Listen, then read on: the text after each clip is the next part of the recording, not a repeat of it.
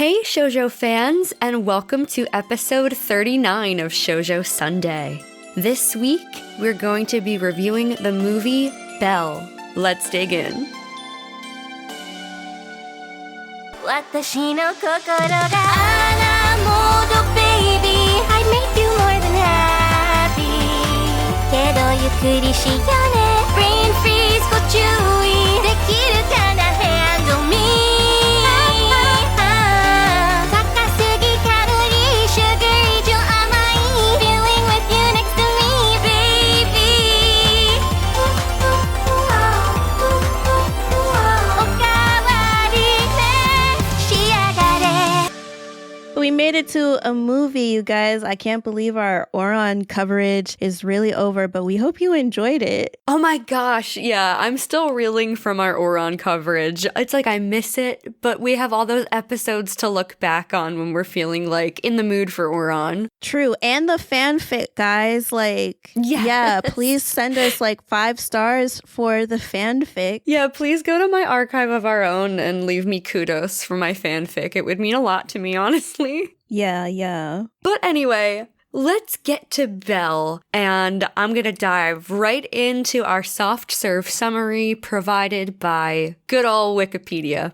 17-year-old Suzu Naito lives in the rural Kochi prefecture of Japan with a lost passion for singing and writing songs. When Suzu was young, she witnessed her mother rescue a child from a flooding river at the cost of her own life, causing her to resent her mother for abandoning her for a stranger's child and eventually grow distant from her father. She remains in contact with a group of older choir teachers who were her mother's friends. She is alienated from most of her classmates, with the exception of her childhood friend and self-appointed protector, Shinobu Hisatake, on whom she has a crush. Popular girl Ruka Watanabe, sportsman classmate Shinjiro Kamishin Chikami, and her genius best friend Hiroka Hiro Betsuyaku. Urged by Hiro, Suzu signs into the popular virtual world U and is appointed a beautiful avatar with freckles through the AI engine's biometric analysis, whom she names Belle, the English translation of her own name. Upon logging into U, she finds herself capable of singing again. With the assistance of Hiro, who has appointed herself Belle's manager and producer, Belle almost immediately becomes a bestseller on U's music charts, and people start to refer to her as Belle, meaning beautiful in French. During one of Belle's concerts, an infamously strong and near unbeatable user called the Dragon, or the Beast, arrives, fleeing from the Justices, a vigilante group led by self-righteous Justin, who begin fighting the Dragon and accusing him of disturbing the peace of U. Justin plans to unveil the Dragon's identity to the public using a specialized program mostly reserved for U's owners. Intrigued by the Dragon, Suzu begins to gather information about him. She discovers that he is popular amongst children who consider him to be their hero, particularly an 8th grader named Tomo, who was in the news following his mother's death. Belle searches U for the Dragon and is led to the Dragon's hidden castle by a mysterious angel avatar. She meets the Dragon and his 5 guardian AIs. Belle and the Dragon grow close. In the real world, Ruka confides to Suzu that she likes Kamishin. With Suzu's help, the two confess their feelings after a long period of awkward embarrassment. In U, Justin captures and interrogates Belle, threatening to unveil her identity to the world if she refuses to cooperate. The Dragon's AIs rescue Belle, but their intervention allows Justin and his group to locate the Dragon's castle and set it on fire, destroying it. The Dragon flees before Belle can find him and flee with him. Suzu and Hiro work to find out the Dragon's real identity before Justin can warn him. They find a live video feed of Tomo singing a song only Belle and the Dragon know and realize that Tomo is the angel avatar and his older brother Kei is the Dragon. Kei and Tomo are being physically and mentally abused by their father. Kei's anger and protectiveness over Tomo is what gives the Dragon his unbeatable strength in U. Suzu contacts Kei to try and help, but Kei does not believe that she is Belle, and generally distrusts everyone offering to help, since no help has ever arrived. Shinobu, Ruka, Kamishin, and the choir teachers reveal their knowledge of Belle's true identity and urge Suzu to sing to gain Kei's trust. Suzu unveils herself to the world of you and sings. Seeing this, Kei decides to trust her and tries to contact her again. Kei's father sees the video of his abuse posted online and cuts off the internet connection before Kei can tell Suzu their address. Using context clues, Ruka and Kamishin deduce that Kei's hometown is Kawasaki, Kanagawa, near Tokyo. Since the authorities cannot intervene on abuse charges until 48 hours have passed, Suzu locates Kei and Tomo on her own and protects them from their father. The next day, she and her father warmly greet each other at the station. Shinobu praises Suzu for her bravery and decides she no longer needs his protection, feeling free to pursue the friendship he has always wanted with her. Finally understanding her mother's selfless actions, Suzu comes to terms with her mother's death and is ready to open up to life. And that is our soft serve summary for Belle, brought to us by Wikipedia. Ooh, good job, Giana. Oh, thank you. Thanks so much. Like I said that reading summaries on Wikipedia is like reading on hard mode. Do you have any theme ideas for this film? Yes, I have 2. Okay. I said, you can be inspired by anyone in the world to endure all the pain that you're facing. Oh, that's really sweet. Thank you. What's your second one? Oh, I said, well-meaning people want to help, and even if it might seem painful, there's no harm in accepting that support. Oh, yeah, I really like both of those theme ideas. Those feel like a little stronger than what I have. I have 2 as well. One is just the basic, don't judge a book by its cover, which I feel like comes up a lot in themes in what we watch, especially lately. True. And I also have... But it holds true, though. It does. It really does. My second theme is sometimes being yourself is the scariest thing to do, but it's also the best thing that you can do. That's really nice. Oh, thank you. Do you have any sprinkles on top? Sort of. Yeah, mine is a good sort of as well. Yeah. Are we going to touch the songs? I had the opening and ending, but I know that there are songs throughout this, but still. I actually didn't take notes on the songs individually. I was just sort of experiencing the film. Right. No, same, honestly. We can absolutely talk about the songs if you have stuff you want to say about them, though. Yeah, so I wrote this as the opening song, guys. If it's not, I apologize, but I think it is. And it's called You, the letter U, obviously, because it's like for the app. And it's when Sarah's going and she's like, la la la la la da da da da da. That song. Mm-hmm. That's been stuck in my head, honestly. Right? Oh my gosh. That song is, I am not a singer. That song is so technically difficult. Oh, yes. Kudos to the singers, because baby, it could not have been me. I don't know how, like, it's like they switch and they're like, la la la la da da da da, and then all of a sudden, like, voice change, switch. I was like, okay. I actually, the other day, I went on YouTube and I watched an acoustic performance of this by Kylie McNeil, who voices Belle and Suzu in the film, and I was just blown away. And she's like strumming the guitar and doing all the vocals. Like, it's incredible. Yes, like that is such a tough song, and I feel that as an opening, or I guess an intro into like what this movie's about, I think it's really immersive and beautiful,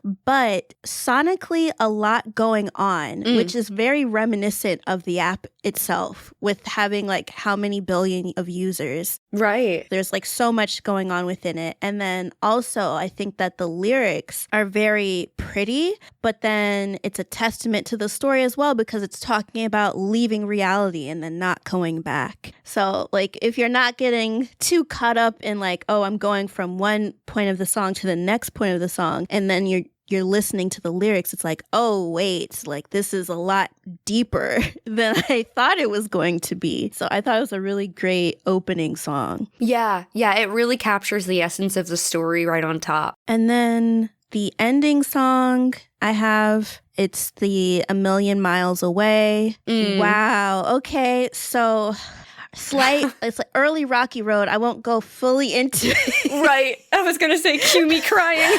Wow. The song is beautiful. I feel like it does so much for somebody. I think if you ever had a point where you felt so isolated and alone and you had no one to turn to, and if somebody like sang me the song, like not that they would sing me the song, but I think the song is sort of like a demonstration of the level of effort that like a well-meaning person would go through to try to help you out of a really dark space. And I just think that it's amazing, especially like once it gets to the point where you see Suzu is sort of singing it. Like she's not singing like words, but it's like she's singing and then she's getting everyone else around her to also sing.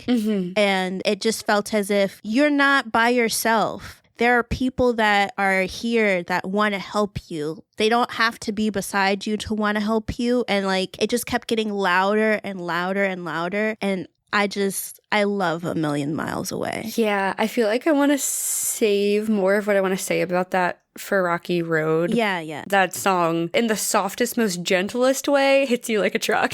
Yes. Truck-kun is coming. Truck-kun returns. Yeah.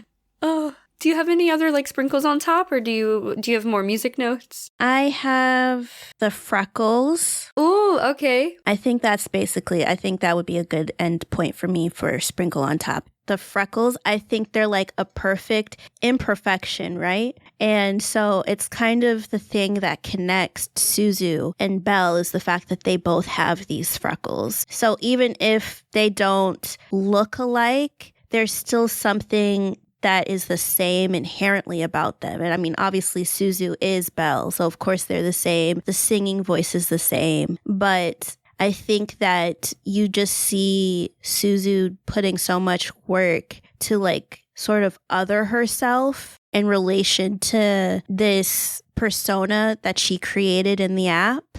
And so I just like the fact that, you know what, these freckles kind of connect them together. Yeah. I really loved that those freckles were what made her believe that she was this beautiful girl. She was this beautiful avatar. She's like, no, that's me. This feature is unique to me. So it has to be me. You know, Yeah. I love that. Do you have sprinkles on top? I do. I have the most obvious sprinkle. It's like a sprinkle that's bigger than the other sprinkles because it's such an obvious sprinkle on top. It's just that this is, you know, it's a modern take on Beauty and the Beast, and I'm sure we all kind of gathered that. I wrote down 2 quick little scenes that were like direct parallels from Beauty and the Beast. Okay. So there's a moment when I referred to him as the Beast. I know that he's also like the dragon, but for the parallel sake, I'm going to refer to him as the Beast. So the Beast saves Belle from I call them the moderator superhero cops, the vigilante guys, and he gets hurt in the process, which is very similar to the way the Beast saves Belle from a pack of wolves in the woods and gets hurt. Like right before their relationship starts to turn into romance in the original. So that's one instance of a direct parallel. And the second one is that the moderator superhero cops raid the castle, just like the angry mob does in Beauty and the Beast. And there are probably more direct parallels, but those are the 2 I wrote down. No, I think that those speak to the connections that I also saw as well. I didn't mind the parallels. I do think that this feels a little banana split, though. Do you want to save it? Oh, no, go ahead. I was going to say, I do think that they could have named it the Freckled Princess or something. Yeah. Why? I'm curious. I feel like... Is it because of like all the not parallels? Because I think that we already could tell that this is like a retelling of Beauty and the Beast. And the lead in there is Belle. And the lead in this one is also Belle. And I don't know. I feel like it's just a little confusing. I think it's a little confusing because then she named herself. Okay, so Suzu's name means Belle. Bell. And then that's what she goes by in the U app. And then people start calling her Belle, Belle, like Belle, the character in Beauty and the Beast. And then we have the different parallels of Beauty and the Beast, which is fine. It's supposed to be a retelling, but I feel as if, like, I don't think that this was called Belle in the Japanese version. I think the Japanese version, it was called The Dragon and the Freckled Princess. Oh, I love that. Which is so pretty. And so I'm just kind of like, I would have liked The Dragon and the Freckled Princess, or even just The Freckled Princess. I think that the extra, like, we're also going to call this movie Belle. It's like, you're hammering it home too much. Like I get it. Yeah, I think I would have liked that title better. It's more intriguing to me. Yeah, it makes me want to know more. Like, the Freckled Princess, what about the Freckled Princess? Yeah. Do you want to get into Floats Your Boat? Yeah. Alrighty.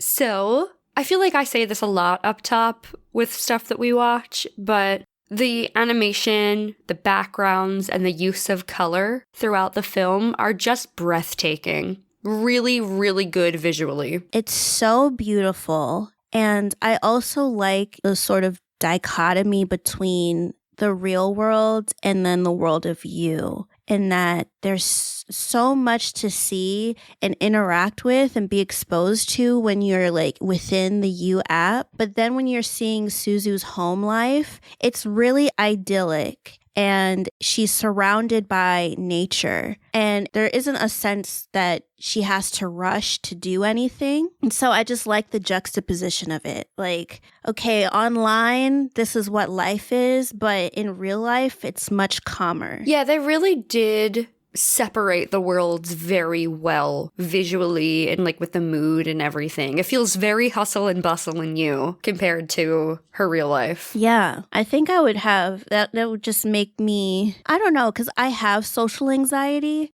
And so when I am in crowds, I do feel anxious. I need to have a fidget spinner with me, or like, I don't know what I'm emotionally support squeezing, but I'm squeezing something to like get through the crowd. But like, there's so many people online. It's just interesting for me to see how Suzu interacts with it, because Suzu also has like anxiety, but here she is able to like be this well-loved singer online and surrounded by people. But when she's by actual people, like, she can't handle it. I relate to that. I relate to that strongly, honestly. Really? I'm very introverted, but I love to perform and I love to be on stage. But when I'm trying to talk to people, I stumble over my words a lot. See, I never would have guessed that. Oh, yeah? No, I think you're just like, oh, you know what? Gianna can conquer it all, okay? Like, she plays all of these instruments. She's so creative. She has all of these ideas. She takes things by charge. I always like it when she's leading. Not that I don't mind when I lead episodes, but I always like it when she leads. So, like, her just be like, oh, you know, I'm introverted. I would never have guessed. I would have been like, what? Oh, well, thank you. Gosh, thank you for all the kind words. Yeah, I don't know. I feel like something changed. We don't have to get into my like mental health history or whatever, but I feel like something changed at one point, and I went from being so overconfident to very nervous all the time about everything. So it's an ongoing thing that I'm working on, and having Suzu as like an example of someone who can be both was honestly really comforting for me. Yeah. Because I think it's just a really good representation of like how a lot of people are. Because I feel that way as well. Although I'm not as talented as you guys. I'm talented. I'm not going to say I'm not. Yes, you are. But I'm not instrumentally savvy. Okay. That's a way to put it. I'm not talented in that way in particular or whatever. But yeah, I feel like the anxious part of me, it's like, I got it. I got where she was coming from, or where Suzu was coming from. Yeah. Honestly, speaking of me like relating to Suzu, when she is handed a piano and she's immediately like, what's this? And she starts playing it and she never stops playing it. Oh my God, it was like watching my childhood play out. Like, my parents got me this little yellow Fisher-Price keyboard when I was 3, and the rest is history. I was like, wow, this is so cool. What can I do with this? This makes this sound. I can try this. I can listen to this thing by ear and kind of mimic it. And it's just like, she was doing the same thing. It was so cool to just watch that on screen. Her parents were just really supportive as well, and just like not trying to make her stop, you know? It's like, oh, like if this is something that she really likes, let's encourage this. Let's help her get to where she wants to be. So that was just really beautiful to see. Yeah, it really was. What are some of your likes? I think something that I liked, and this is introducing another character that's in the film, is Shinobu. So Shinobu is Suzu's childhood friend, and you kind of see him throughout the film a little bit more towards the end, where he was kind of there to see how Suzu was before her mom passed away, and then also how Suzu is currently. And so something that I liked about him is the fact that he was paying attention to her. So as much as Suzu tries to sort of erase herself or make herself smaller when she's around other people, like based off of her anxiety, it was good to see that there was somebody that was watching her, but like in a caring manner, you know, like as if to see if she was okay. So I really like that about Shinobu. And then also I learned that Manny Jacinto, I don't know if that's how you say your last name, Manny, but that he was voicing Shinobu, and Manny is very fine. Oh, wait, I'm going to Google. Very fine. Very beautiful, very fine. Oh, yes. Very fine. Yes, very fine. And I just want to say, like, you are perfect to voice this role as the potential love interest person, I guess. But whatever, you're just fine. So yes, thank you for being part of this film. It's like this has been a floats your boat. Thank you. Yeah. Fantastic. So I only had 10 total floats your boat for this. So my next one is right as Suzu gets into the world of you. I don't know if you have anything before that. When Suzu first gets into it, or yeah, like when she like first logs in. Oh, okay. No, I think I could just go off of what you're talking about. Yeah. Okay. Yeah. Okay. So I think Suzu discovering her voice as Belle is so powerful. She's not singing for anybody but herself in that moment when she's discovering that she has her voice still, despite everything. It's just for her own passion and for herself, but her voice captures the attention and admiration of those around her immediately. She's like unleashing something that she hasn't been able to since she lost her mother. And I just love that sequence. Yes. And then when like the speaker whale comes out, I was like, ooh, okay. Like I knew she was a hot ticket item. Okay. Because the speaker whale doesn't come out for nobody. No. Now, we don't really see the speaker whale come out for anybody else, but that's besides the point. I think it just highlights just how beautiful Suzu's voice is. And so having her, you're right, having her rediscover herself, her sound, it was really just brilliant to see that. It was.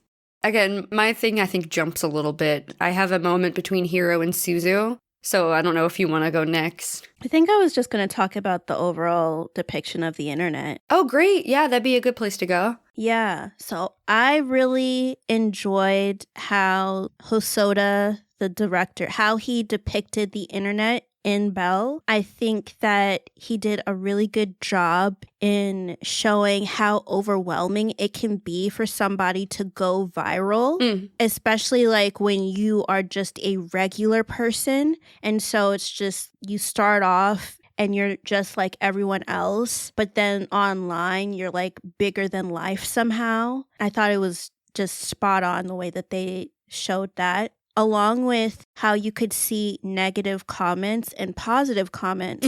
So I really appreciated the fact that when you would see people talking about what was going on with the film, I guess like slight exposition or whatever, you would hear different voices anytime you would see these comments pop up, and it would look sort of like text messages, but you would see all of the negative comments of like, oh, I don't really like this, the singing's not that great, and then you would see the positive comments of how beautiful it was and how they wanted to listen more to Belle and things like that. And so I just thought that overall it was a really nice experience to behold. Yeah, I totally agree. Especially being able to see the positive and negative comments. I felt like it was so accurate to how the internet works. Yes, and how quick it is too. Like that reminded me like sort of tweets as well. Like, I mean, I think you sort of takes off of a bunch of different social media platforms, but it's like, I don't know, like Twitter, Tumblr,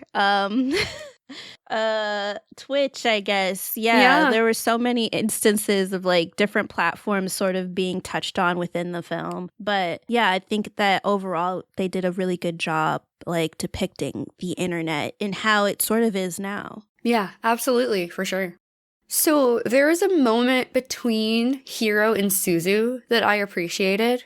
The two of them are eating together, and Hiro makes a comment about how if her mom ever found out she had a crush on their physics teacher, which this probably could be in Banana Split just for that sentence. For real. She said her mother would, quote, foam at the mouth and die at that. And then she immediately realizes that she said something that she shouldn't have and kindly apologizes to Suzu. And I just appreciated seeing that Hiro was able to recognize that she said something she shouldn't have and just immediately try to make it right. Yeah, and you know what else I like about their friendship is just the fact that, you know, Suzu being Belle and how it wasn't just her doing it all on her own. It was a joint project between her and Hiro. Yeah. So she didn't have to like struggle with all of that on her own and making these different decisions and stuff.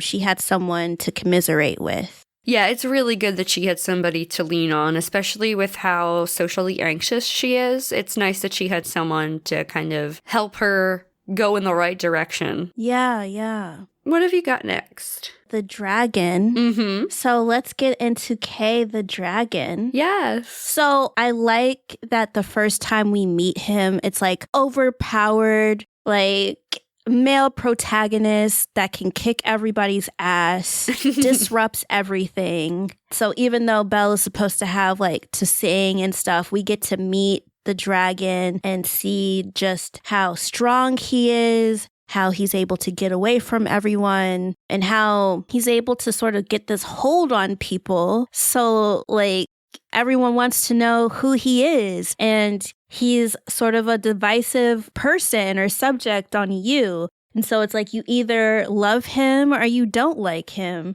And so I just thought his entrance into the film was really cool. Yeah, it was very intriguing. I immediately was wondering who the dragon could be. Right. Like, I didn't know if it was someone in her immediate life. I was, like, trying to go through the people. I'm like, what are the odds that it's, like, her dad somehow, and this film is about her repairing her relationship with her father? Ooh. Or, like, is it Shinobu? Because obvious, you know, Belle plus Beast romance. Right. Who could it possibly be? I was, like, racking my brain the whole time. So they made him extremely interesting and intriguing and hard to guess. Right, yeah.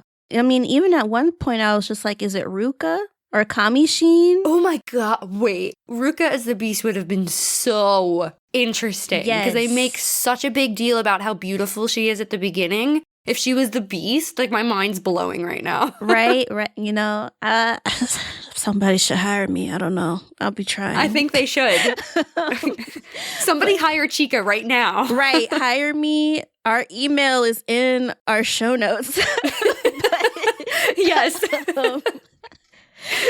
Yeah, but I was just like, is it Ruka? Is it Kamish? I was racking my brain as well. Like, who could possibly be the dragon? Mm-hmm. And I just never expected the dragon to be who it ends up being. Yeah. But it was really great to sort of see how this beast. Yeah, I felt like I had such a torn opinion about the Beast for most of the film. I didn't write it in Banana Split or anything, because I was just like, is he bad? Is he good? And then, like, the more you learn, it's like, oh, he's hurting. Yeah. So just kudos to the writing on this for sure. I think he's such an intriguing character. Most definitely. I think there's so many layers to him. Mm-hmm. There's almost as many layers to him as there are, like, the bruises that show up on his cape in You. Yeah. But it was good to like sort of get the chance to like dig deep and figure out who this character was and how he impacted Suzu and you as a whole. Mm-hmm. Mm-hmm. The next thing that I have is Ruka and Kamishin. Oh yeah, they're so cute. Okay. This is possibly my favorite moment in the whole movie. It has to be because you're the romance girl. It is. I'm sorry, but I'm not sorry. This is my favorite moment in the whole movie. Oh my gosh, when Ruka confesses to Suzu that she has a crush on Kamishin, I was like, wait.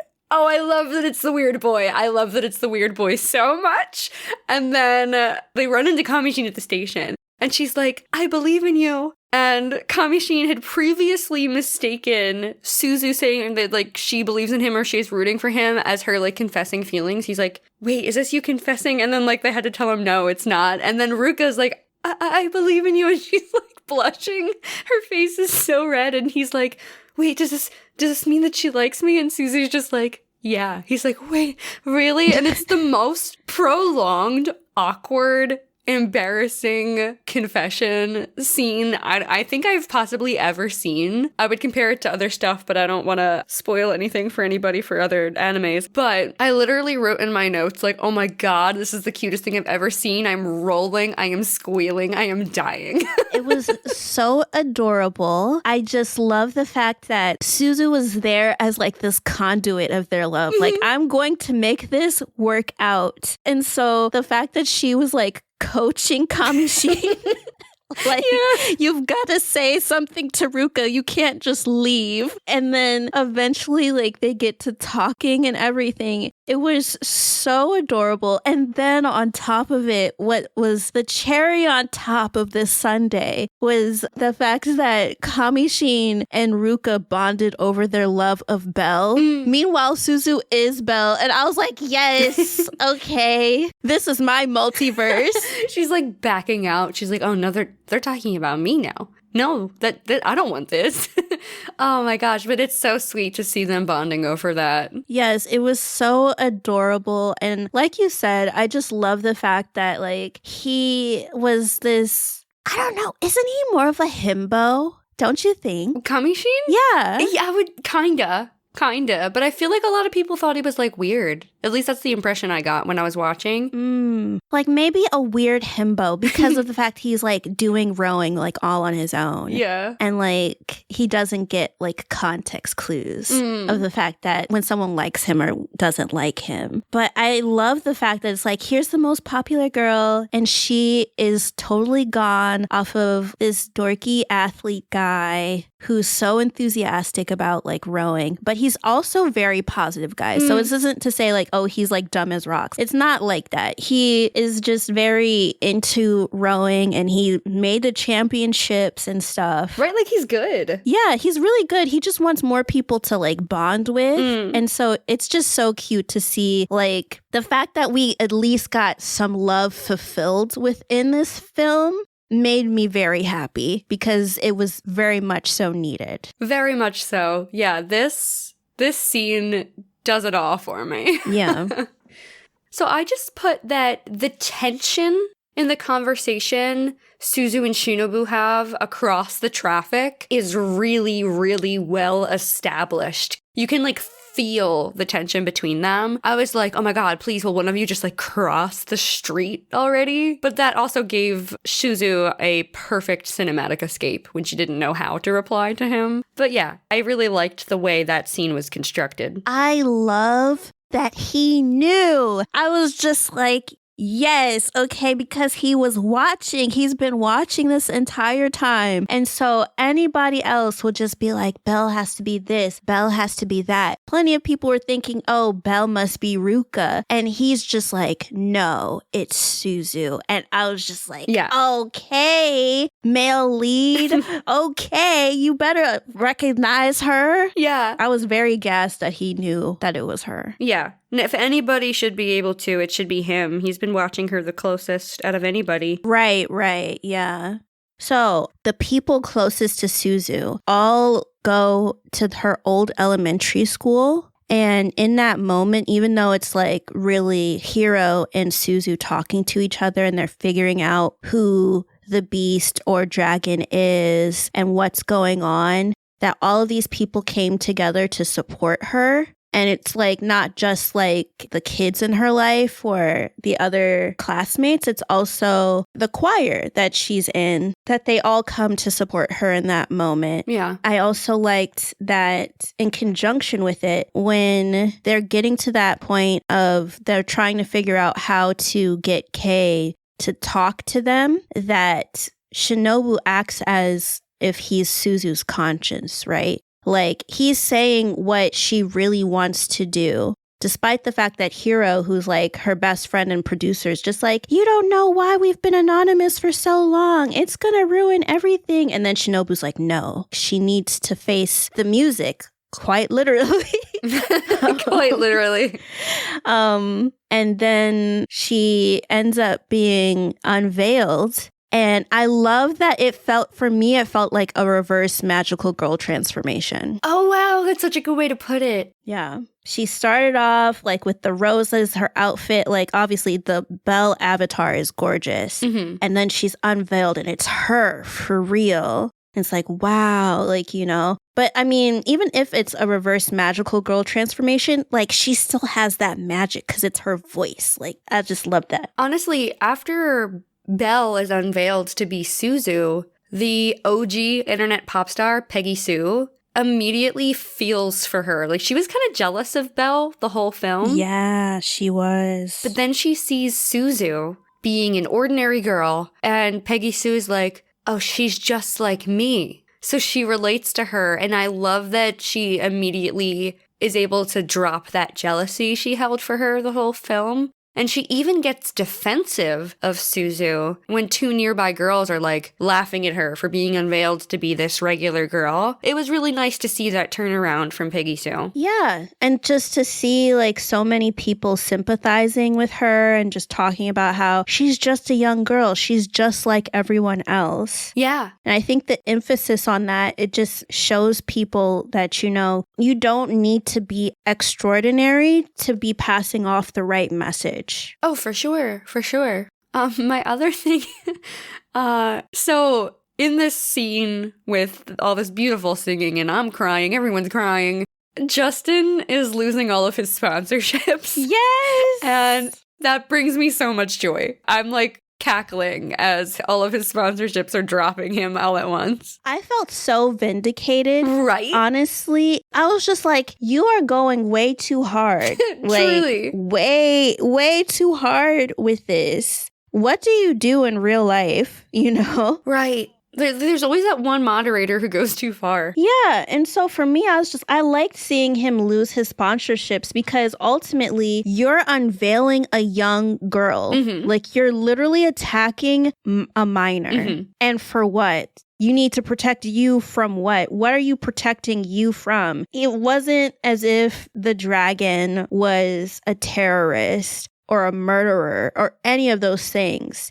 He just didn't like that he didn't have control. So I'm glad that we got to see that. Oh, definitely. So when Suzu is singing A Million Miles Away, she has this light come out of her. It reminds me of when you see, like, you go to a concert and people, like, pull their lighters out. I mean, I know now it's, like, their phones, but they would pull their lighters out. And then they would be kind of moving back and forth because the ballad is so good. Yeah. But then in the U app, it was just like this light sort of coming out of their chest. And everybody started doing it. And they were all singing, right, to Kei, who's the dragon. And oh my gosh, I was so emotional because I just thought it was just gorgeous. I loved it. I love the sentiment. I felt all of those lights. It's like, yes, they're reaching him. They're reaching him. Yeah, really. It was such a beautiful moment. Such a beautiful moment. That's all definitely more Rocky Road for me. But for sure floats your boat because I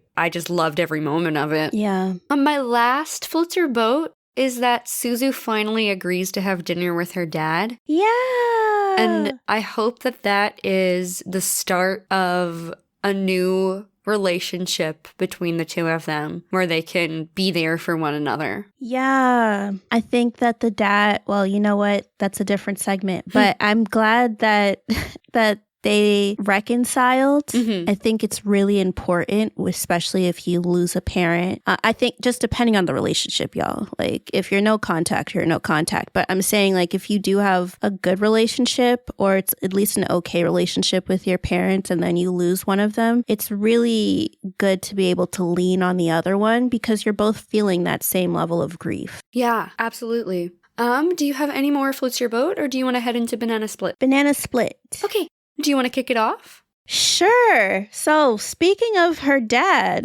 Great segue. I wanted to, speaking of Suzu's dad, why couldn't he do more to entice Suzu to eat? Right. I was kind of confused about that whole thing. I don't, let me see. I put it somewhere. Yeah, I actually put it in I Scream, You Scream, but I'll say it now. I was just kind of confused about their relationship. I didn't know if she resented him somehow for what happened with her mom. Yeah. Even though he didn't have any control over that. It sounded like he was really trying to be there for her, but she just kept pushing him away, and I wasn't really clear on why. I also wasn't clear on why he was allowing it. Yes, exactly. That too. Because that's your kid. Why are you allowing her to not respond to you, to run off or whatever? And I think that some of the things, it's like Banana Split, I Scream, You Scream. I think, you know, her behavior that she was exhibiting, you would think that something happened to her, like something traumatic. I'm not just her mother's death, like something else. And so it took me a while to just, in general, I guess basically till the end, to get the vibe that he's not a bad guy. He's just really soft in parenting. Yeah. Which isn't, I think parenting can happen in all shapes, ways, forms, sizes, methods, or whatever. But I think that he wasn't doing enough to make sure that Suzu was adjusting. And I think, or at least when it comes back to the food, the bare minimum is you can make sure that she eats. Like, take her phone away until she responds to you. Right. There are things you can do. Yeah. You know. Yeah. Okay, I have a really, really funny banana split, and I think I'm going to probably cut this, but I just want to say this to you at least. Okay. I couldn't help but think that maybe they could have gone with a different character design, because are you aware of who Belle Delphine is? Oh my God, yeah. Isn't that the girl that was farting in jars? No, she was the one selling Gamer Girl bathwater. Okay. She wears a pink wig and she does heavy blush and sometimes freckles and stuff, and I'm like, yeah. Oh God. The character design and the name, I had some notes. Maybe we could have done something different. Right. Oh my gosh, yeah. I wonder if the character designer, because it wasn't the director, I wonder if the character designer is a Belle Delphine fan. Oh, no. Okay. Yeah. Oh, my God. Yeah. But a more film-oriented banana split for me would be, there was a lot that confused me in the timeline and world building of this film. So I'm just going to start with, I felt like, for me, personally, maybe on a second watch, it would register differently. There was a montage of Belle going viral in You, and I felt like this came off as more of an info dump the next day, or however many days had passed, because I thought only a day had passed. But when she's talking with Hiro, they're making it sound like this growth has been going on for a while, and Suzu's saying that people are making cool arrangements and remixes of her songs, plural, so there are multiple songs, like it's an ongoing thing. I just got so confused about the timeline. I just had no idea how much time had passed since she first sang in You. There was nothing to really say concretely, oh, a few days have passed, oh, a week has passed, oh, a month has passed, and this is how popular she is. It was just like, she sings in You, there's this weird montage and then they're talking about it and I have no context. Right. I feel like in the montage, they tried to show off seasons. Oh. I might be wrong. I have to go back and look. Okay. I think they tried to show off different seasons, like fall, winter, da-da-da. Yeah. Interesting. Okay. Yeah. Yeah, then that's me for missing it. No, I don't know if it's just you. I think that, like, they show her going viral. And then I think that there could have been, I guess we could say this in Banana Split, I think that there could have been more structure to the film and how certain scenes were handled, how certain storylines were finished or not. Yeah. Yeah. And so I know that, like, you know, the main point, they were trying to get to the fact that Belle is this viral sensation. She's so big. She's so important. And then here's the dragon to show like how they're opposites, you know, and get to that point of the story. I think there could have been more time with that. It just didn't happen. But I think we could have gotten a little bit more structure on that. But yeah, like I said, you know, I think there are even other points of the film where it's like, and I had questions. So you see that Suzu is trying to sing and she's singing by herself and then she ends up throwing up on herself. That was slight ice cream, you scream because, girl, it got in your hair. Oh. Yeah. So she, like, to the point of vomiting, she couldn't sing. And then she gets into the app and then she can sing. And so one of my questions was just like, okay, well, you can't be silent. If you're singing and you have to be singing. So does her dad hear her singing? Oh, wow. Okay. Yeah. I think they had shown her at one point with like a microphone under her blanket, which like that's not gonna block anything, or not much, at least. I mean, is that a weighted blanket? Because otherwise, it's not going to do much. Right. You're just muffling the noise. You're ruining the noise if you're going to be under a weighted blanket. But still, even if you're under a blanket, you're saying you're doing high notes. There's no way that your dad doesn't know that you're singing. Yeah. So why isn't that a conversation and stuff? Or if you're doing it, like, is she just going to the old elementary school and singing? You know, and then not to say that, you know, grief, it happens for everyone and it all doesn't look the same. I just don't know why it progressed into such intense social anxiety. Not to say that she can't have social anxiety, but it's like she seemed fearful of the people around her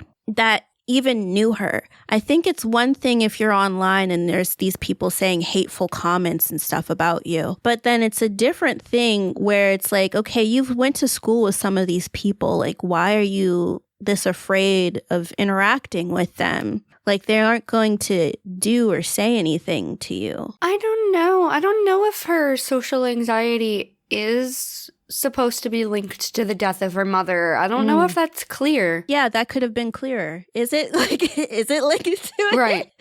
Yeah, there's some stuff that could have been clearer in this film. Right, yeah. Honestly, speaking of things that could be clearer, I would love to learn more about the You app. Yeah. I think it's really interesting, but I don't really know what happens in it. You kind of just see Belle performing and people traveling en masse, like just going around. Like, what do you, is it just like a virtual world? Do y'all just hang out? Are there quests? Are there games? Are like what? Is it meta? Like, yeah. Is this what meta's supposed to be? Is this VR chat? Like what's happening? I don't know what it is. I don't have an answer, but I would love more information. Yeah, I also wanted to know, like, why isn't there a clear delineation between minors and adults in this app? Because I mean, based off of the way Justin was acting and trying to be this authoritative, like, figure, he's clearly coming off as an adult and he's losing sponsorships because he is threatening literal children. So shouldn't there be something in the app that just indicates this is a minor? You should know you're talking to a minor. And then, I mean, I guess they couldn't do that because he couldn't have that level of sympathy for the dragon. But yeah, so I wondered about that. I think in general, her best friend's a banana split too. Yeah. heroes kind of a lot. Yeah. And I feel like I'm being generous because I could I could put her some so it's like I could put you somewhere else, but I think she's a bit of a banana split because, you know, she's more of a Debbie Downer. Yeah, it's like she's fiercely supportive of Suzu, which is great because, you know, I feel like Suzu needs a lot of support to feel comfortable. Yeah. And she's tech savvy and that's cool. But she's also like kind of brash and pessimistic. So, yeah. Yeah. Do you have any other banana split? Yeah, I have 2 more banana split. Okay. So I'll start off with like as the lighter one. There's this moment where one of the choir members is telling Suzu a story, and I'm like, oh, this is an interesting story. This sounds really, you know, I wonder where this is gonna go. And so she's telling her about how she wrote a song for a lone wolf type boy with razor sharp eyes when she was studying abroad during her senior year of high school. I'm like, that's romantic. And then we find out that it was an 8th grader and she was a senior in high school that she was romancing or wanted to, and I guess she dropped it after that, which is good to hear. But it's in banana split because goddamn, it started off so cute, and this is where we ended. It ends with jail. It ends with jail. It ends with jail. Let me find out somebody was singing to my nephew and they were in high school, you know, going to college, and he is in middle school. I would tell their parents. Yeah, yes. that would probably be the way to go for sure. Yes. Okay. Yes. Self-edit. I would tell their parents. I would tell their parents.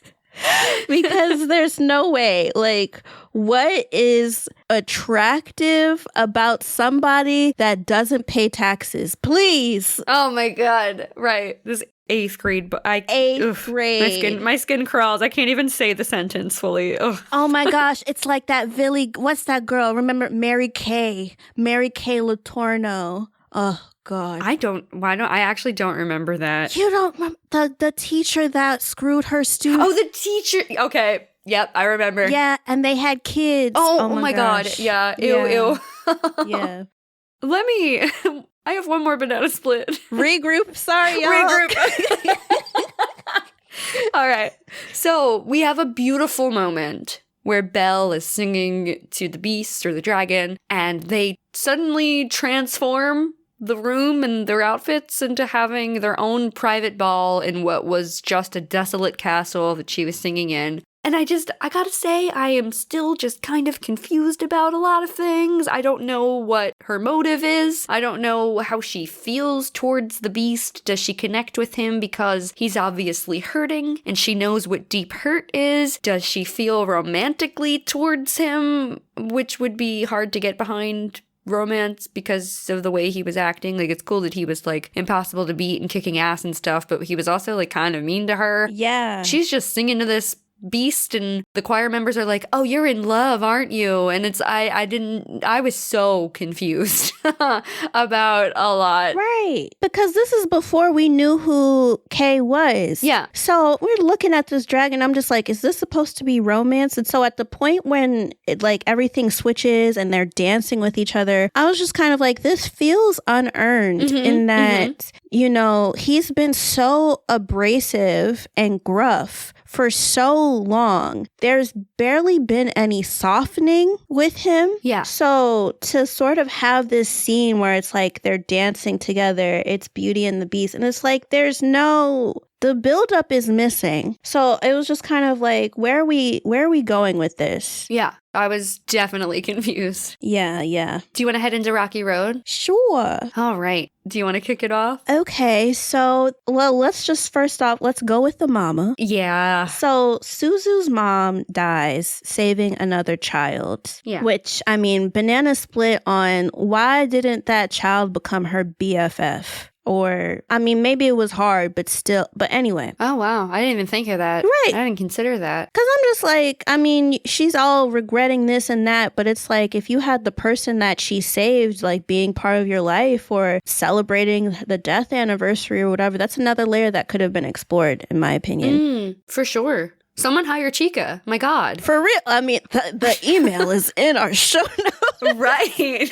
My goodness. I think the picture. So first off, we find out that the picture of her mom, that's like, I guess, supposed to be part of the shrine. They don't really have a shrine, but it pans over to this picture of her mom a lot. Suzu was the one that took that photo. And so it's just like, oh, like we get to see, this is how Suzu remembers her. This is how she sees her. She took this photo. This is how everybody should see her mom. And so I just felt really bad for her that she lost her mom at a really young age. Yeah. And that there wasn't really that support. I feel like she needed to have like a motherly figure in her life, which is kind of confusing because the choir exists. Yeah. So slight I scream, you scream in that. But I think that she really needed somebody to kind of sit her down and talk with her about her feelings and unearth that grief and help her understand what happened versus leaving her to her own devices, because it clearly just went left. And it's really sad that her mom passing ruined so many different aspects of her life, or like just took away things that she enjoyed. It took her so long to sort of work through that. I wish that she was able to have even her dad to lean on. Right. Like, in a way, I don't want to blame him because I mean, he had to deal with it too. Oh, I blame him. But also, I know, it's like, I'm too nice. I am way too nice. I give too much grace. But yeah, I mean, like, I definitely, like, I do blame him. But, it's like, I still sympathize for him. Because he had to kind of figure it out too. With the grief, I'm backing myself into a corner because I didn't make any notes on this. I'm just trying to think it through right now. Yeah, she really needed a rock. Yeah. And it's like Shinobu wanted to be that, but like she didn't want to put it on him, it seems like. Her dad really should have been there. He really should have, yeah. And I think if he was uncomfortable about, like, because the thing is, the reason why it doesn't make sense is because we're not even getting into puberty. Okay, so this is like, because the mom died when she was like, what, in elementary school? So this is before puberty. So we can't even play it off in I don't understand girls at this age because I've never gone through this. I've never had a period. She's been dead for a while. And so it's kind of like, okay, well, since the wife is gone and you know of other like women that were in your daughter's life or in both your daughter's life and your wife's life, I don't know why there wasn't a conversation of, hey, my kid is not talking to me and I feel inept. I don't know if this is just an emotional thing or if this is tied into her growing as a woman. Can you please help? Like, can you help us work through this? And this is just going to a woman in his life. This isn't him going to a grief counselor, which he should have done. Absolutely, especially with her being so young. Yeah. Like, all I think about is how, like, your brain is so far from being fully developed. And, you know, to have that kind of trauma, that's rough. You really need help with that. Yeah, yeah. Oh, something else I wrote. So one of the choir women said that she doesn't know what happiness is at her age. Yeah, that's what I have too, because Suzu just asks the choir members, you know, how can I be happy? And none of them have an answer. I think I was actually crying during that scene because that is just so heartbreaking. You have lived a whole life, decades of life, and you don't know how to be happy? Not one of the, 5 of you? You can't tell this young girl what happiness is? That's so sad. Right. Or at least lie. Just say it gets better. Plenty of people lie and say that and don't actually think it. But the sentiment is there. Like, I think to say that you don't know what happiness is and you're that old, big yikes. Big yikes for sure. Because what is the point? What is the point of life if you're going through the motions for so long and you don't know what happiness is? So then what are you doing life for? Right. What do you get out of it? Does this choir bring you no joy? Is those moments shared with those people not happiness to you? Right. Is the family you have at home Not something that brings you joy. Right. Nothing. The food you eat. Like, what is it all for? Right. It's so sad. It's so sad to me. I was upset because at that point, I know we were talking about, like the dad's like shit because he could have went to this women. But then again, these are the women he could go to and they don't know shit. Right. Right. Which it's like, how do you not know anything? It doesn't. BetterHelp. This podcast is not sponsored by BetterHelp, but it should be. It should be. I use BetterHelp personally. There are a lot of mixed opinions on it in the world, but it has done wonders for me personally. But anyway, yeah, BetterHelp. Yeah. BetterHelp. Yeah. Speaking of BetterHelp, you know who needed that? Who? Oh, that fucking father of those boys. He needed it jail. a long time ago. He needed BetterHelp a long time ago, but now he needs jail. It's too late for BetterHelp. He needs jail. You need jail. Oh my god. He definitely. Wait. We went from BetterHelp to Belle will help. Right? Electric chair. Damn it. Okay, not electric chair. Maybe. I don't know. Yeah. But yeah. Sorry, that's hot fudge. My bad. I didn't mean No, it's to. okay. I think BetterHelp for Kay, the kids. The boys' situation is Rocky Road, but like also hot fudge. The kids are Rocky Road, yeah. Everything they're enduring is so sad. The fact that he wanted to hit Tomo. Oh, that little angel, literally. You could tell Tomo is like on the spectrum. Yeah. Like, come the fuck on. You're really going to hit because he's singing? My heart breaks. Right. And I'm just like, didn't they say that his mama died? Did he kill the mama? Oh my god, I didn't consider that. But yeah, the reason why Suzu was even aware of who they were was because she was like watching something on her phone and a clip popped up of the dad and his arms are around the boys who they're looking away from the dad and they're looking miserable, and he's like, yeah, their mom passed away a few years ago, but we've got each other, that's all that we need, or something. Or he said like the boys are happy and that's all that matters, and they're clearly not happy in the video clip. Oh my god, I didn't consider that. I'm just like, did he kill her or did she voluntarily go because of how he was acting? Because oh gosh, both are very plausible in like the most unsettling way. Right. I felt so bad, and the fact that Kay had to like go and save his brother. And that's when we find out finally what those bruises on his back were, because it just looked like abstract art to me. So I was just like, oh, this is cute. And then you find out why, and I'm like, oh my gosh, that is so sad. Those are just all of his, like, I guess, inward bruises because it's like his biometric analysis or something, And so I think Rocky Road is that he's so strong because of all of the pain that he's enduring. Yeah. So that's why his avatar is that strong. Yeah. And like Tomo, despite it all, is still so pure. Yeah. And his avatar is an angel. Oh.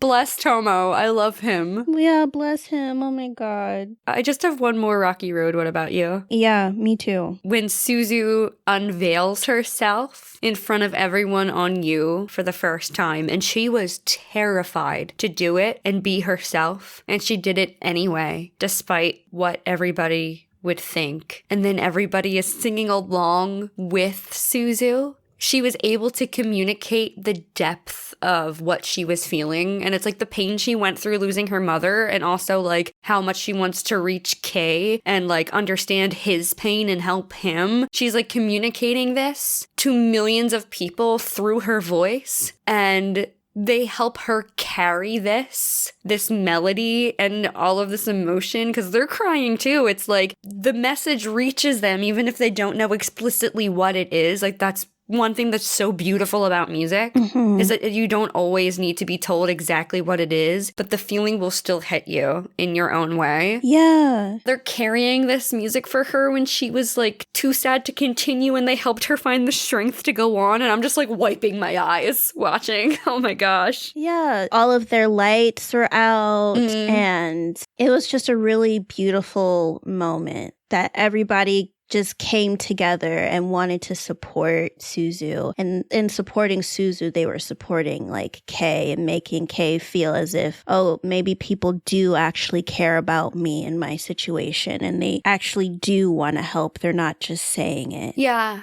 Yeah. My last rocky road is Suzu finding them and then Tomo hugging her. Yeah. Oh, I don't know why I didn't put this in Rocky Road too. I think I was just so in it when I was watching it. But absolutely, oh my God, the way Tomo runs to her. Oh. Yeah, just runs and hugs her. And I was just sobbing. I just couldn't. I felt so bad. And it was good that they were able to like hold on to her. I have other feelings about the scene. Of course. But I would say just Tomo hugging her and then Kei coming and then them all just basically hugging each other. Like, yeah. Yeah, that was beautiful. Beautiful. Do we want to run on into Hot Fudge? Sure. Okay. I almost wonder if we should, because we were talking about that scene, if you want to go right into it. Okay, yeah. Guys, let's set the scene, right? So Suzu is determined to find Kei and Tomo. And so the choir ladies drive her to the train station. Suzu texts her daddy to say, I'm going over to help this friend. She never met this friend before, whatever. Okay. Yeah. Goes over to find them running through the street. She don't know where these people live. Thank God and plot that she ends up finding Tomo in the street. Mm-hmm. And then Kei comes as well. And they're all hugging each other.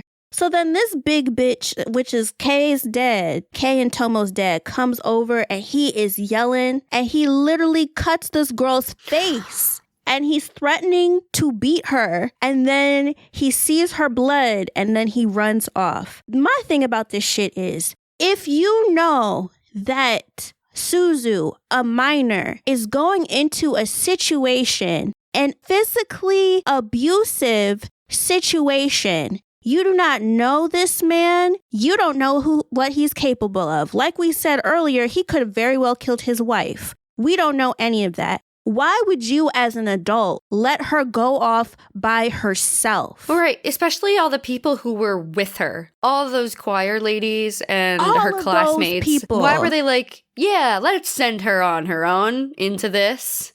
That's okay. Right. She can handle it. She can handle this man that's been beaten on his own flesh and blood. Why would he stop for her? Exactly. Which also, like, it made me confused as to why he even cowered away from her when he saw the blood. Right. Like, if he is the way he is, he's terrible. I mean, I'm glad he did. It's not like I wanted to see him keep hurting her, but, like, it felt like weird choices. It felt too. Unrealistic because Yes. why didn't he kill her? Like, not to say I don't want him to kill her, but honestly, no, like that's terrible, but honestly, yeah. Yeah, she's just a witness, right? It's just one girl. Who's going to stop him? Mm-hmm. And at that point, that's why it's like, why wasn't there an adult? On top of it, the choir ladies, I don't really know. And this is also to her dad as well, because her dad's been shit this entire movie, okay? He's been soft. He hasn't provided structure. He's asking her if she ate. Why don't you make sure she eats?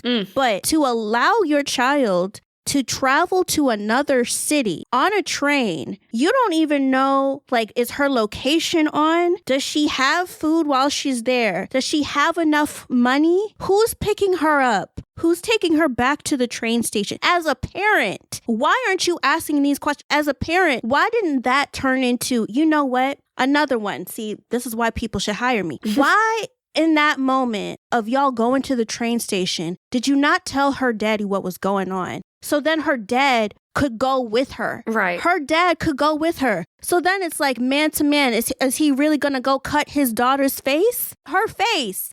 How, when she came back from the train station with the bandage on her face, and he's just like, oh, I'm glad we could talk again. You are a father. Your child has a cut on her face. You aren't going to ask how she got that cut? Right. Even if he could take the next train and the choir ladies could just be there in the meantime to lend physical and emotional and mental support to these hurt children and Suzu, who's going there to defend them, even if he was on the next train, you know, just tell him when and where how to get a ticket. Right. She shouldn't have been there alone. She shouldn't have been there alone. It doesn't make any sense because why didn't they press charges? Y'all are talking about how they can't do anything. I mean, obviously he's a young child, so he's not even old enough to be emancipated if they have emancipation in Japan. But in this situation, there's no way that you allow some grown adult man to physically harm or assault a child and he's not in jail. He's booked. Mm-hmm.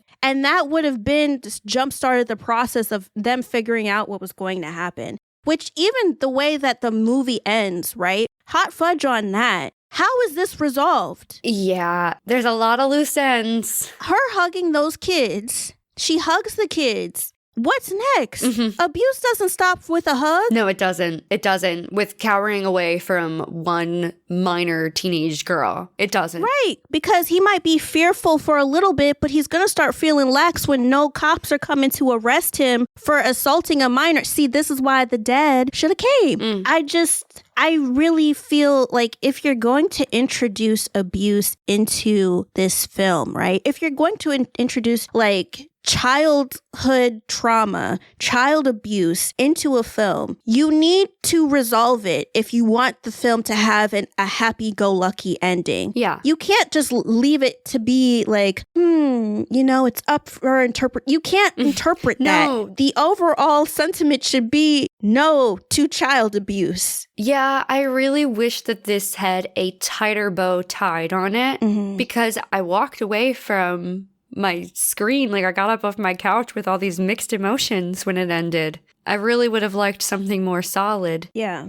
Do you have any hot fudge? I think I have like one last one. I actually have 3 more. Okay. One, because we're talking so much about the boys' situation, I want to touch on this. Okay. How does Hiro just have live stream access of the boys and their dad? I just feel like some of the world building is confusing and not clear to me. I don't know if I missed something when I was watching, but this is like the climax of the story, and I don't think I should have questions about the world building when we're reaching the climax of the story. Right, because like at that point, did she access CCTV and then it's just like, I don't know, maybe have a one-off? It's straight out of their home. Like, are they live streaming? But it looked like she had so many different live streams up. Like, I am confused. Frankly. Yeah. No, I think that's like a structural thing as well. I think that it doesn't really make sense how they were able, because are they online all of the time? Like, right. Like, do you live stream when you're on you? Is that part of it? Why wasn't that made clear? Right. Actually, yeah. But then they were still trying to find out who he was. So then it's just like, how are you able to? Right. It's so weird. Figure out, like, you figured out that it was K, but then how are you able to gain access to his live stream? You would have to know what his like social media was. Right. Like, what are the odds that they stumble on a live stream of Tomo, a child, singing that song? Yeah. I just feel like something wasn't communicated as to how that was possible and so easily. Yeah. They could have cleaned that up. Yeah. So one of my other hot fudges, which is like a hot take, not necessarily like rage. There are things that happen so quickly in little bursts in this movie that I find it difficult to follow at times, which is kind of like what I was just talking about. But there's this part where there's a rumor about Suzu and Shinobu dating because he took her hand very briefly in the hallway. Yeah. It's brought up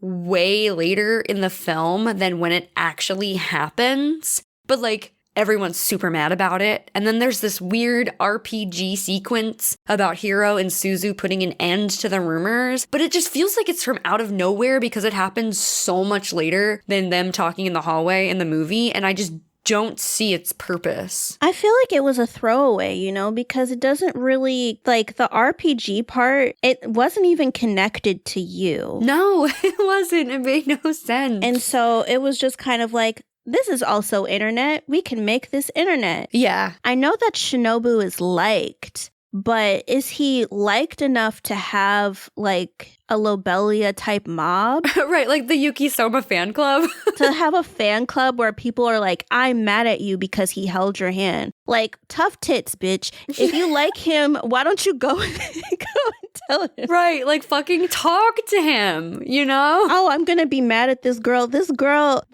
y'all know she's traumatized. She don't even look you in the eye when y'all walk past her in the hallway. Yeah. Which to that point, that was a light ice cream, you scream for me. I'm just like, Shinobu, you couldn't pick anywhere else to talk to her? Yeah, he literally could have like talked to her in private. Right. You know her so well. Don't you think she would be more comfortable if it was just the two of you alone? Right. I mean, you've been watching her this whole time. Yeah. So you should know she don't like to be around people like that. But no, Yeah. just like a man. But Okay, I have one more hot fudge, and it's the most obvious hot fudge from me that everybody was probably waiting for. Suzu went through all of this, right? And she doesn't even get to have her own love story. None of that. It's made so crystal clear that she has feelings for Shinobu and that he likes her too. But we can't wrap up that part of the story. I have like a whole paragraph. So please forgive me. No, it's fine. I feel like, in The Office when they just look off to the camera, like that's us right now. Oh my God, absolutely. This is definitely our Jim and Pam moment right now. Yeah. I am confused. Again, confused is the big word for me for Belle. I am confused as to why they even introduced a love interest for Suzu if she wasn't going to attain love in the end. And I feel like I say that a lot when we watch stuff. Like, why even introduce the love plot if it's not going to be wrapped up? I was trying to make sense of Shinobu being the beast for the longest time, like I said, until it was evident that he wasn't. So I'm like, okay, so it's not a Beauty and the Beast romance. And like, I understand that not everything needs to be a romance, but her relationship or lack thereof with Shinobu kept coming up. So I don't know why they couldn't let her have closure at the end of this. And again, it's like, oh, it's implied that the opportunity for romance is there. And now he claims he doesn't have to worry about her anymore. But like, I just don't understand why media has to constantly dangle potential romance in our faces only for it to never come to fruition. Thanks for coming to my TED Talk, everybody. Yeah. Oh, I'm so mad. I totally feel you because I feel when it comes to Shinobu and Suzu, they even randomly introduce with Ruka. Ruka says that Shinobu is like nurturing to Suzu. And I'm just kind of like, bitch, where? Right. Like, where is he? How I didn't know that. Is him watching her, is that nurturing or is that Edward Cullen? Come on. Right. Is this like Usui going back to Maid-sama or? Right. Like, how is he being nurturing? I don't see it. I feel like they introduce it and it's like, okay, I think even subverting expectation of Beauty and the Beast getting together, that's brilliant, okay? I'll even give that a moment. Yeah, that's very cool. I think that's very cool. Yeah, I'll even give it a moment, okay? The fact that this film is what would happen in Beauty and the Beast if somebody helped the prince when he first got cursed, right? And that's beautiful, very beautiful. But if we're going to have a love aspect to this, I think that it's really important to make sure that things aren't ending ambiguously. Like, we shouldn't have to just hold on to Ruka and Kamishin's confession and getting together as this is the romance component. Yeah. I think that there could have been, like, multiple layers could have been resolved. First off, the relationship between Suzu and her dad. Yeah. The dad could have taken more of a stance, right? I know that he wanted to talk to her, but honestly, like I said, outside of the fact that, like, she literally got hit by an abuser, at that moment of, I'm going to show you tough love, and maybe that's what she needed. To be like, you know what, I do have my dad and he's there for me or whatever. That could have been there. That could have been established. He could have gone with her to go save Kay or whatever. They could have done a lot more with that to make it feel not weird. I just kept waiting for the other shoe to drop with the dad. Like, he must have done something abhorrent, terrible, just crazy for her to be so standoffish, and it's just that she doesn't know how to handle her grief and his grief at the same time. Then when it comes to Shinobu, okay, we established that he's watching her. Right. Why are you watching her? Like, you had one conversation when they were like 6 years old and then you were watching her. But then how is that you watching? How does that help her? I thought they were childhood friends. Yeah. Yeah. So it's not so much that I think he had one conversation with her. I think based on, okay, I don't know if it's just me writing the story in my head or based on context clues from the film. I thought it was that he loved her, so he was looking out for her from afar because he felt like he couldn't pursue that kind of relationship with her while she was still so deep in grief, and he wanted to give her the space to kind of, I don't want to say, you don't really get over grief, to grow, I guess, with this. But then what do you love about her when she's grieving? I'm not saying people can't be lovable while grieving, but the majority of her life, you've only known her to be grieving. What is romantic in that for him? Yeah, we don't have enough information to speak on it, I don't think. We don't know enough of how he feels towards her, except that he's a protector. Right. I don't see how somebody's pain is attractive. Like, I get him liking her as a friend and wanting to look out for her, but introducing the romance part didn't make sense because of just how much Suzu disliked herself and how she portrayed that to other people and how she diminished herself. So for me, it's hard to reconcile that, oh, he liked her. And it's like, what do you like about her now in this state when you know that she has to get better? Do you like her potential of what she could be if she wasn't like this? And then in that point, you don't really like her. You like what you want her to be. I don't know. And I always kind of go for, I guess, as positive a spin as I can. Yeah. I think that because he knew her before, too, and I know that they were children at this time, I don't know if it was, I don't even want to say that he loved her in spite of her grief or despite of her grief. I think that he just continued to love her and wanted to support her through it. Right. I think that's the best way I can put it. No, it makes sense. It makes sense. I just don't know how that's romantic love, but I get where you're coming from and that he knew how she was before and he loved her through it all. I just don't know where, I guess the switch is supposed to happen at the end of the movie where it's like, oh, I don't have to worry about you anymore. And so I guess at that point, it's like they could sort of pursue it. But I think that since she's able to take this courage to sing and to travel to this other town to save this child, then the most easiest thing you can do next is just to confess to this guy that's been, I guess, rooting for you this entire time. I'm totally there. Yeah. Do you have any more hot fudge or do you want to move into ice cream you scream? I think I'm good. I think ice cream you scream, yeah. Okay. I actually have an ice cream you scream that's really relevant to what we're talking about. Okay. So Suzu is denying herself of her feelings of Shinobu to make, she assumes, Ruka and the other girls happy. And I just feel like she deserves to follow her heart just as much as they do. And it would be up to Shinobu who he chooses. And I feel like it's pretty clear that he would choose her. Yeah. I mean, the way that it is, it's like, I know that this is supposed to reflect the turbulent life of an adolescent. You know, the highs, the lows, the I'm going to vomit in my hair, the I'm singing this, you know, taking on other people's problems. I fully get that. I think when it comes to her denying herself, that's also the downside of her being on You so much, is that she puts so much credence in what all these other people are saying, when at the end of the day, that's just noise. Yeah. You know? Yeah. Like, they don't know Shinobu like you know Shinobu. And if they liked Shinobu, then they would have confessed. So hurting somebody's feelings who hasn't confessed, does that really matter? Not really. I mean, in my opinion, it doesn't really matter. I don't think it does. If they cared enough, they would have done something about it, and they didn't. Exactly. What's one of your ice cream you screams? Hiro liking the old physics teacher? Girl, what the fuck is that? Yeah. Like, right. That is concerning. what is going on at home? Why? Right. Why? Yeah.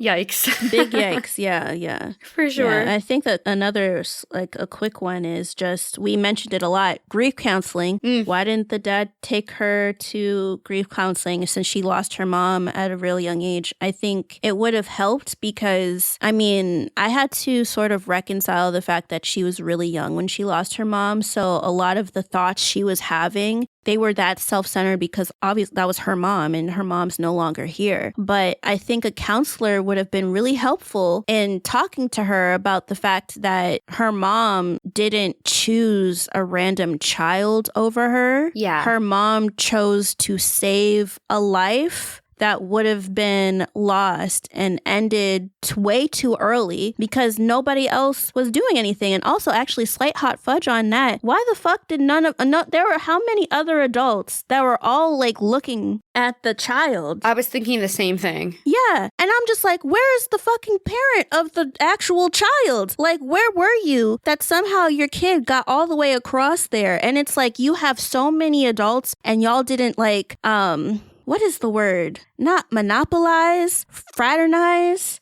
When everybody gets together, like that word, when they all get together and do shit, like all of y'all couldn't just come together and be like, okay, like human chain, somebody's gonna do this and then get over to the other edge, bring the child over, like. Yeah, I don't understand why it wasn't a community effort. Everybody's just gonna stand there and go, oh no, that child's stuck over there. We're gonna let this one woman go and try to do this thing that we're all simultaneously afraid to do. That seems like the right move here. Glad it's not me. Right. Like, fuck all you. Fuck all of them. They didn't call the police. They didn't call the lifeguard. There should have been a lifeguard if they're like that many people. If you have that many people and all of y'all have those boat things, you think there isn't a fucking lifeguard? There's gotta be. Or the Coast Guard or something. Yeah, someone's gotta be there. You have phones. Your daughter was learning how to play the piano on the phone. I don't know why you couldn't just call somebody. Right. Okay, let's go do this. Or what is it? Like, is it a Bowie?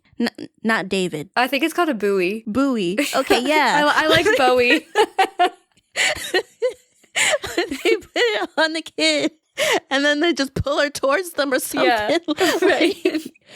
Yeah. Yeah. I just have one more ice cream you scream. It's kind of like a 2-in-1. Okay. I feel like I touched on this a bit in Hot Fudge, so my notes are as scattered and confused as the movie made me feel. I feel like the sleuthing to find Kei's and Tomo's location at the end of the film is accomplished way too fast. Way too conveniently. Like on the same note as my Hot Fudge, I feel like I was just suspending my disbelief too far sometimes in this film watching this. And the same goes for all of the choir women just knew Suzu was Belle the whole time. Like that's also very convenient. I just felt like it was a little too much for me. Right. It's like at that point, if all of those people can I keep trying to use whatever this word is.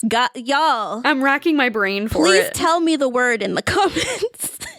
I don't know what it is, but all of these people are coming together to figure out who Kei is. Why didn't y'all use that same level of force to figure out how to get Kei and his brother out of that situation? Right. And then the choir ladies, y'all always knew that she was Belle. Why didn't you put more of an effort to get her to sing more, to get her to talk about why she feels the need to have this avatar and everything? Why didn't you do more? Y'all are just like standing back and letting these things happen. And yeah, it was just that was just tragic. I just didn't like that either. Yeah, not my favorite part for sure. Do you have any more ice cream you scream? I think more I know that Justin lost his sponsorships, but I think more could have been done. Like I said, realistically, there should have been a delineation between who's a minor on the U app and who is a grown adult on the U app. And so the fact that he was going this hard against minors, I think there could have been more to it than that. Mm-hmm. I think he should have been unveiled. That would have been great to see. Yeah, he should have been unveiled. They should have talked about like cyberbullying, I guess new updates to the U app and everything to make it really safe and not just have random vigilantes on there. Yeah. Yeah. But I think that's it. Oh, that's it for Ice Cream You Scream? Mm-hmm. Oh, wow. Okay. Well, thank you guys so much for going on this journey with us through Belle. Should we say, do we have like final thoughts on the film or? Yeah. I know that this technically is coming off. We can say this is kind of a banana split type of review for Belle. Yeah, I would say so. But I don't want you guys to take our critiques of it as like a full banishment of this film. Oh my God, yeah. Yeah. Not at all. I liked the movie. It's very beautiful. We watched the dub. Mm-hmm. Kylie was made for this role. Oh. Absolutely. She killed it. Perfect for it. The songs were beautiful. I think that the different emotions that were expressed were done fairly well. I just think that there are structural points that we couldn't really get past. That's why this can't be a floats your boat type of review. This is a banana split type of review. Yeah. Bordering I Scream, You Scream because of the abuse. But yeah. Right. I liked the movie. I was just confused by a lot of the pacing and narrative choices. Yeah. Like I said, it's a really interesting modern take on Beauty and the Beast, and we have this platonic, even darker spin on it. Mm-hmm. Going into it, I did think I'd like it more than I ended up liking it, but I certainly didn't dislike it. I'm just left a little confused and slightly disappointed with what my expectations were. But I think the film is a really unique spin on a classic fairy tale, minus the fairy tale ending. Yeah. So with that, thank you so much for listening to this episode of Shoujo Sundae, and it is time for our patrons shout out. So for our Sprinkles patrons, we have Peter, PJ, and Akemi. For our Whipped Cream patron, we have Mark M. And for our Hot Fudge patrons, we have Mackenzie, Aaron, Mark D, and AJ. Thank you all so much for being our patrons. Thank you. If you guys are enjoying Shoujo Sundae, it would mean the absolute world to us if you could leave us a 5-star review wherever you are listening to this, especially on Apple Podcasts, where you can write out a few words about what you liked about either our Belle review, our Oron, our Maid-sama, a silent voice, anything that you listened to that we have reviewed that you've enjoyed. If you want to leave a few words on Apple Podcasts, it would really truly help more shoujo fans get to us and become part of our community. We have a Discord server. If you would like to join that, it's in the bio of all of our socials, which you can follow us at Shoujo Sundae across all socials. And if you are interested in us as individuals, my name is Giana Luna, and you can follow me at Giana_Luna_. I have music coming out very soon, so please give me a follow on there. And how about you, Chika? Yeah, if you want to follow me, you can follow Giana at Giana_Luna_. No, I'm just kidding. But yes, please support her music when it comes out. Like, I'm not playing with you guys. I will be like Chuck Norris in like your TV screen. I don't know, and at your door. Go and support her music. But yes, if you want to follow me, you can follow me at Chika Supreme. That's Chika with a K and not 2 C's. Thank you so much, Chika. All right, so we will see you guys in 2 weeks with something very new. Very, very new. I'll leave it at that. Yeah. All right. Well, we will see you then. Bye.